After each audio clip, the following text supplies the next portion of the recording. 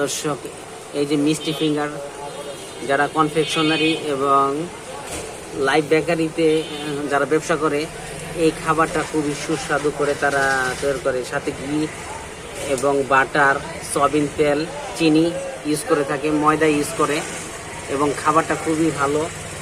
এই আপনারা সচরাচর যারা খেয়েছেন তো বুঝতেই পারছেন এই খাবারটার স্বাদযুক্ত কী রকম। আর যারা খেয়েছেন তো মাশাআল্লাহ তারা আরও খাবেন। আপনাদের আশেপাশে বেকারিগুলোতে এই খাবারটা বেশি দেখা যায়। এই খাবারটা খুবই সুস্বাদুযুক্ত খাবার, আর সব সময় গরম গরম থাকে। কারণ হচ্ছে যে এটার সাথে একটা আগের জামানার লাইট এই বাল্বটা ব্যবহার করে, এই জন্য খাবারটা এর তাপের কারণে খাবারটা গরম থাকে। আর চিনিযুক্ত খাবার যারা তো পছন্দ করে, এই জন্য আরও বেশি স্বাদ এবং ভালো লাগে।